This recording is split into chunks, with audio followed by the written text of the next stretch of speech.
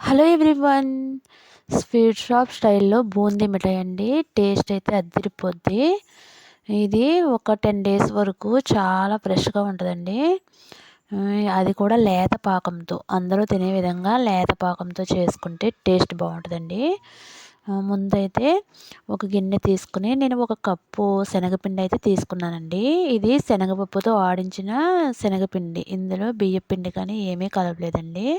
తర్వాత దాంట్లోనే కొంచెం వంట సోడా, కొంచెం అయితే సాల్ట్ వేసేసి కావాల్సినంత వాటర్ వేసుకొని కలుపుకోవాలి. ఇది బాగా పలచగా ఉండకూడదు. అలా అని చాలా చిక్కగా కూడా ఉండకూడదండి. సమానంగా అయితే ఉండాలి. దీన్ని చూపిస్తున్న విధంగా కలుపుకోవాలి.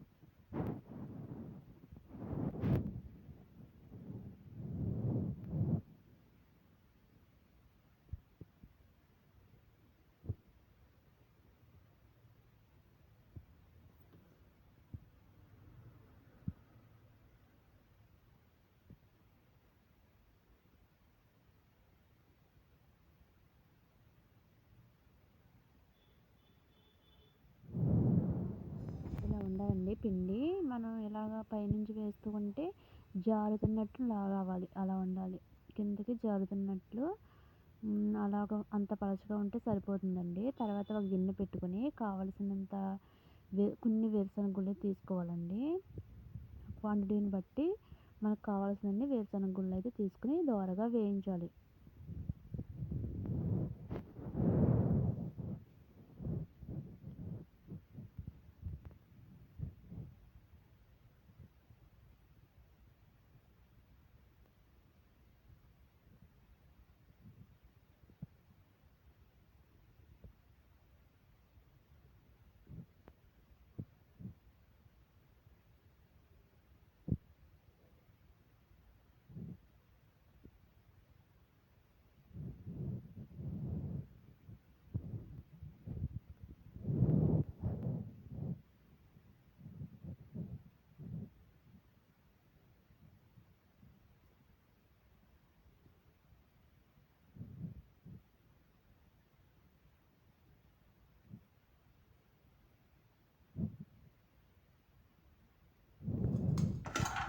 అవి వేగిపోయిన తర్వాత పక్క పెట్టేసుకోవాలి.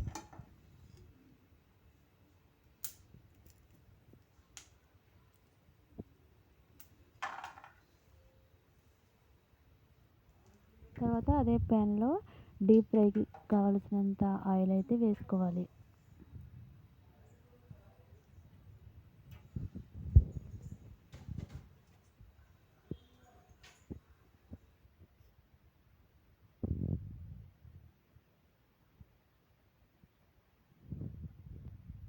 తర్వాత ఇదే గరిటెతో లేకపోతే పెద్దది ఉన్న పర్వాలేదండి.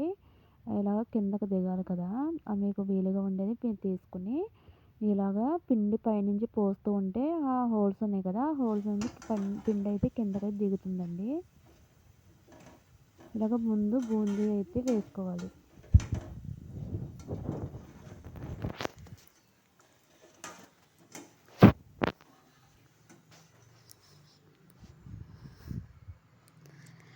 నాకు అది చాలా చిన్నగా ఉందండి. దాంతో అయితే సరిగ్గా రావట్లేదు. అందుకని నా దగ్గర బాగా పెద్దదైతే ఒకటి ఉందండి. దాంతో అయితే వేస్తున్నాను. దీంతో అయితే పర్ఫెక్ట్గా వస్తుందండి. పైనుంచి పిండి జారుడు అలా కలుపుకోవాలండి. లేదు పైనుంచి మళ్ళీ దిగదు.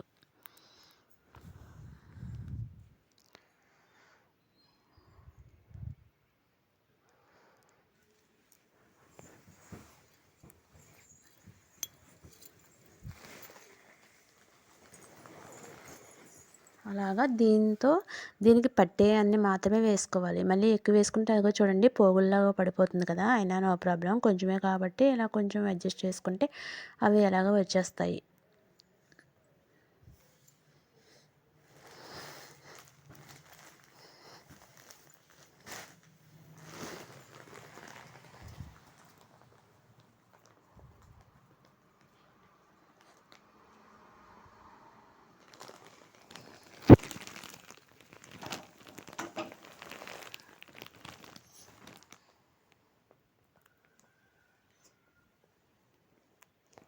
అలాగే మొత్తం పిండి మొత్తం అయ్యే వరకు వేసుకోవాలి.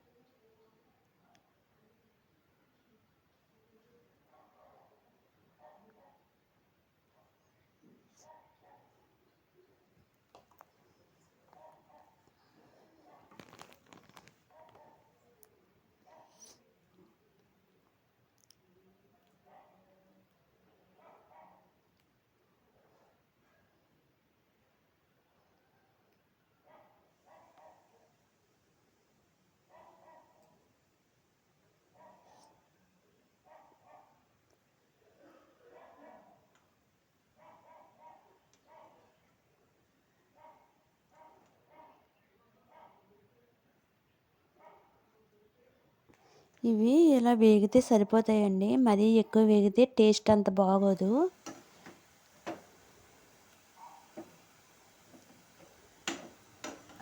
ఎర్రగా వచ్చేలాగా అయితే వేయించుకోకూడదండి.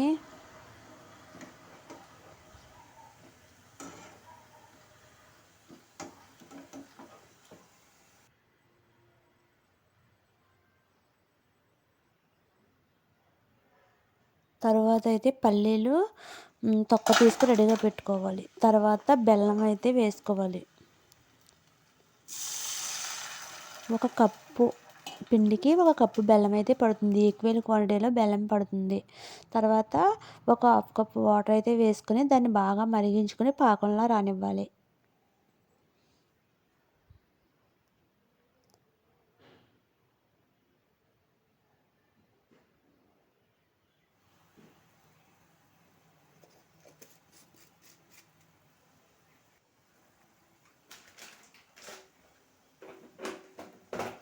దాంట్లో అలాగ మరుగుతున్నప్పుడు దాంట్లో కొంచెం యాలకుల పౌడర్, కొంచెం వంట సోడా అయితే వేసుకోవాలండి.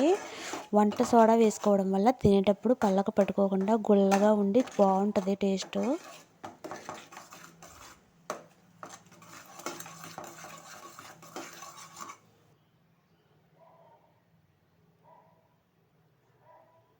పాకం వచ్చిందని తెలుసుకోవడానికి కొంచెం వాటర్ తీసుకుని ఇలా వేస్తే ఇలాగా మొత్తం ఉండలా చుట్టుకుపోతుంది. అలా చూడండి, ఇలా ఉంటే పాకం వచ్చినట్టు అర్థం.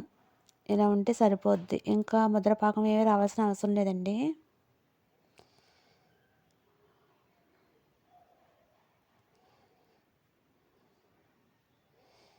ఇలా అయితే పర్ఫెక్ట్గా వచ్చినట్టు.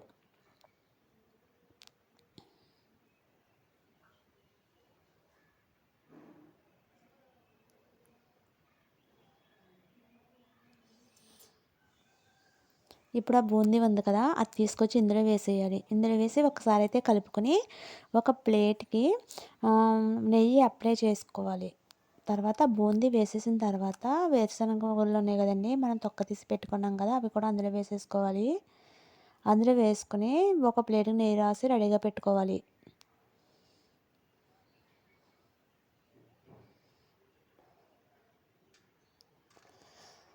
నెయ్యి రాసుకున్న ప్లేట్లోకి అది తెచ్చి ఈక్వల్గా సమానంగా చేసుకుంటూ దాంట్లో వేసేసుకోవాలి. తర్వాత ఒక అరగంట తర్వాత చూస్తే చూడండి ఇలా అవుతుంది. ఇంకొక ప్లేట్లోకి ట్రాన్స్ఫర్ చేసుకుంటే గుల్ల గుల్లని boondi ready sweet boondi ready అయిపోయినట్టే.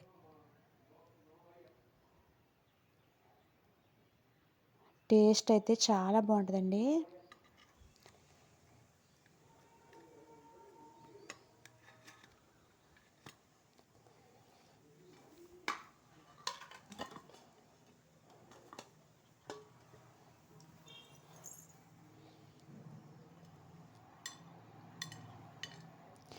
టేస్టీ స్వీట్ బూందీ రెడీ అయిపోయింది. వీడియో నచ్చితే సబ్స్క్రైబ్ చేసుకోండి. బాయ్ అండి, థ్యాంక్ యూ. ఇంకొక మంచి రెసిపీతో మేము ముందుకు వస్తాను. బాయ్.